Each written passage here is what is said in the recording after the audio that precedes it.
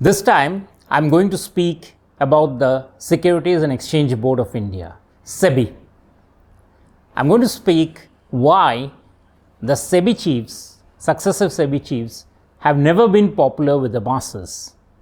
And I'm going to bring my gray hairs to bring in my experience of the past 30 years to tell you why it can never be. Before we do that, however, remember that my discussions with you as a maverick observer of the Indian economy becomes more engaging when you subscribe to my YouTube channel. And when you subscribe, do remember to always press that bell icon so that you get a notification whenever a new episode is up. Now, onwards with our story.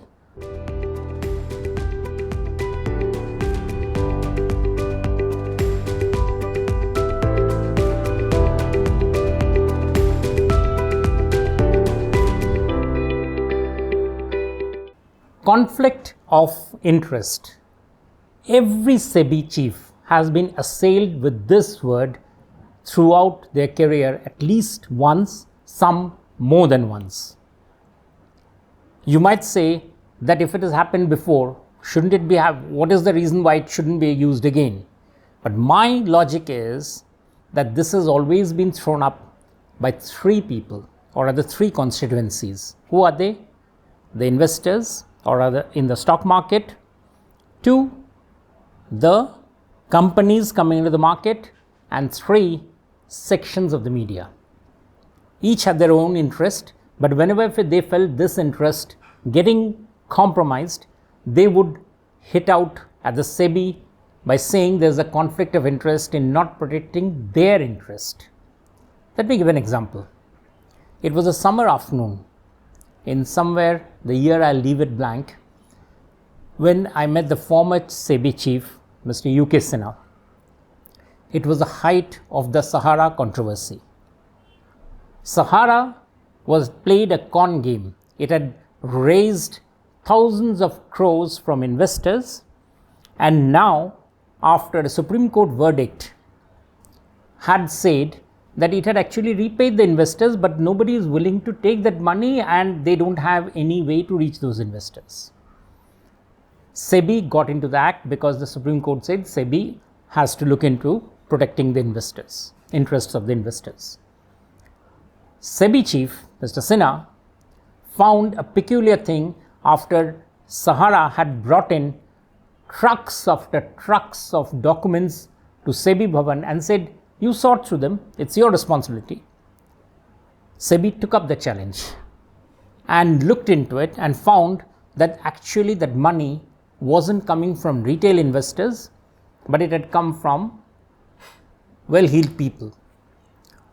Now, whatever it was, Mr. Sinha had a very strong reasons to explain, or strong issues to explain, that what was happening. But was the media or was the people listening? No. I know this because I was trying to write about these issues based on interviews with him, based on discussions with other SEBI officials, often on record, a very unusual thing. But it wasn't going through. His comments or his interviews got very little space in the media. Why was it so? Well, I'll leave you to speculate on that. Conflict of interest. Let me take on another case, which is right at the beginning of SEBI's career. SEBI was set up by an act in the year 1992. What happened then?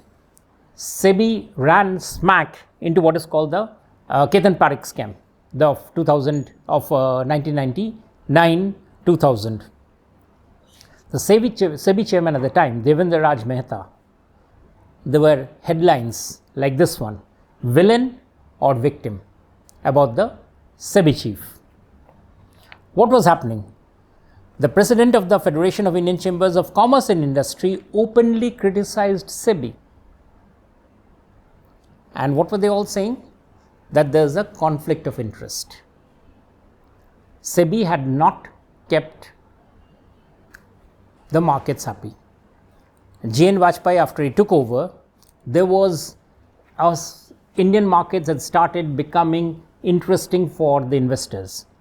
So there was a lot of foreign investors who were coming to India, but who didn't want to set up office in India, and they were therefore investing in India through what is called the participatory notes. Now this participatory notes, their volumes was obviously much more than what the retail investors or even the domestic institutional investors were putting into the market.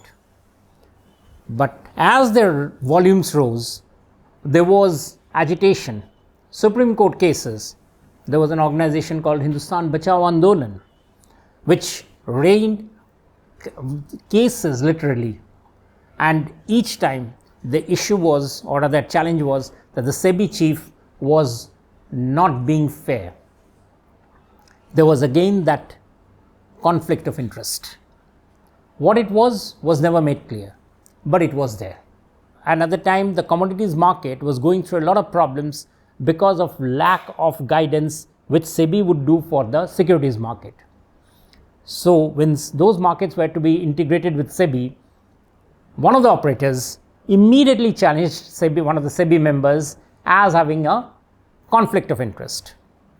I know because on that morning when this news story broke, I was at the SEBI office commiserating with that member about the nature of that news. It wasn't a happy circumstance, but it was, as I said, happening. There was a K.M. Abraham controversy, again a member of SEBI, and this happened after Chandrakant Bhave, the SEBI chairman, he exited.